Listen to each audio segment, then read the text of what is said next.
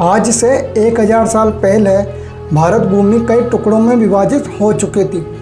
सोने की चिड़िया कहे जाने वाले भारत देश पर इन तुर्की एवं अफगानों ने कोहराम मचा रखा था।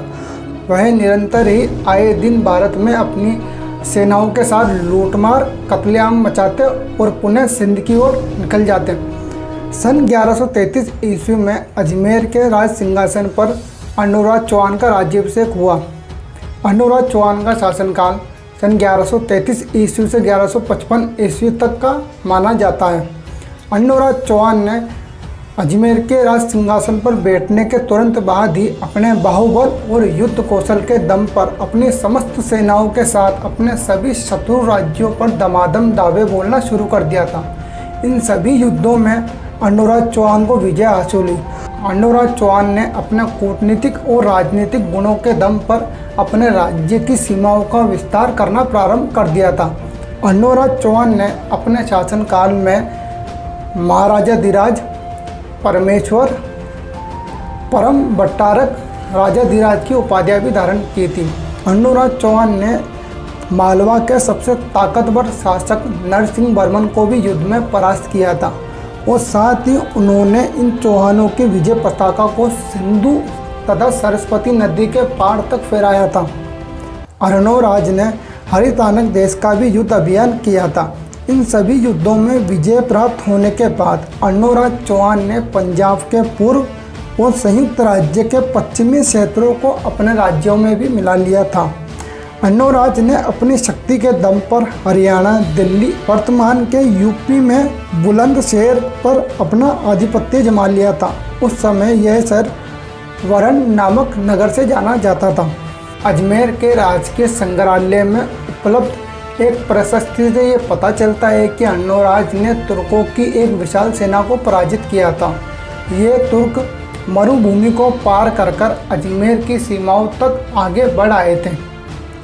संभवतः ये युद्ध 1135 ईस्वी में अजमेर के मैदानों में तुर्कों एवं चौहानों के बीच लड़ा गया था। तुर्कों की एक विशाल सेना ने मरुस्थल को पार कर धार्मिक नगरी पुष्कर को नष्ट करते हुए इन तुर्कों की विशाल सेना ने अजमेर की घाटियों को चारों तरफ से घेर लिया और अजमेर के मैदान में ही अपनी सेना का शिविर लगा लिया था। जब इस बात की जानकारी अर्णोराज को हुई तो वह गुस्से से तिलमिला उठे और अपनी समस्त सेनाओं को संगठित कर तारागढ़ से 2 किलोमीटर की दूरी पर स्थित अजमेर के मैदान में इन तुर्कों की सेना पर कोप कहर बनकर टूट पड़े। हर हर महादेव के नारे के साथ ये चौहान वीर भी इन तुर्कों की सेना पर टूट पड़े। दोनों सेनाओं में बड़ा ही अद्भुत व द्वंद्व चलने लगा। धीरे धीरे युद्ध अपनी भीषणता और भयानकता में आने लगा। इस युद्ध में अर्णोराज चौहान भी अपना चरम का युद्ध कर रहे थे। वह अपने दोनों हाथों में तलवार लिए इन तुर्कों में भयंकर मारकाट मचाने लगे। वह जिधर मुड़ जाते वहीं पर इन तुर्कों की लाशों का अंबाल लगा देते। अर्णोराज चौहान का ऐसा रण नृत्य, रण तांडव देखकर इन तुर्कों के सेनापति भी अपने अपने हथियार छोड़कर भागने लग जाते। धीरे धीरे इन तुर्की सेना के पैर उखड़ने लगे।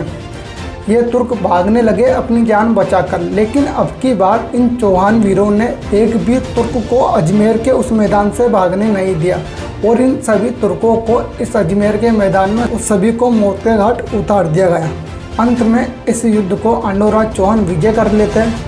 कुछ इतिहासकार गोपीनाथ शर्मा लिखते हैं कि इस युद्ध में इन चौहान वीरों ने इन तुर्कों का इतना भयंकर नरसंहार मचाया था कि जिसके कारण रणभूमि में इनके मांस के लोथड़े, रक्त और इनकी हड्डियों से दुर्गंध उठने लगी थी, जिसके कारण मनुष्यों के साथ साथ पशु पक्षियों का सांस लेना भी दुर्भर होने लगा था। अतः अर्णोराज चौहान ने पुष्कर की अरावली की पहाड़ियों से बहने वाली चंद्रावन नदी का वेग काटकर एक नहर के रूप में इस मैदान की ओर लाए। चंद्रावन नदी के तेज बहाव के कारण उस रणभूमि से इन तुर्कों के शव और मांस के लोथड़े बहकर चले गए। अर्णोराज चौहान ने जिस स्थान पर इन तुर्कों का रक्त गिरा था उस स्थान पर एक हवन यज्ञ करवाया। उस स्थान की खुदाई करवाकर अर्णोराज ने एक सुंदर झील का निर्माण करवाया, जिसे अन्नो या आना झील के नाम से जाना गया। कालांतर में इस झील का नाम बदलकर अन्ना सागर झील रख दिया गया। इस झील के पास में ही संगमरमर से निर्मित पत्थरों के द्वारा 12 खंभों का निर्माण किया गया, जिसे बारादरी के नाम से जाना जाता है। इस बारादरी के पास में ही मुगल बादशाह जहांगीर ने दौलत बाग का निर्माण करवाया था, जिसे सुभाष उद्यान के नाम से जाना जाता है। अजमेर की समृद्धि और विकास में इस झील का महत्वपूर्ण योगदान रहा है। अर्णोराज चौहान ने धार्मिक नगरी पुष्कर में भगवान वराह को समर्पित विश्व प्रसिद्ध एक सुंदर एवं भव्य मंदिर का निर्माण भी करवाया था, जो कि अपनी सौंदर्य एवं भव्यता के लिए जाना जाता है। मुगल काल में जहांगीर के द्वारा इस मंदिर को तोड़वा दिया गया और इस मंदिर की मूर्ति को खंडित कर पुष्कर सरोवर में फेंकवा दिया था, लेकिन महाराणा प्रताप के भाई शक्ति सिंह जी ने इस मंदिर का पुनः जीर्णोद्धार करवाया। यदि वीडियो अच्छा लगा हो तो लाइक करें, शेयर करें, सब्सक्राइब करें। कमेंट बॉक्स में हर हर महादेव जरूर लिखें। जय श्री राम।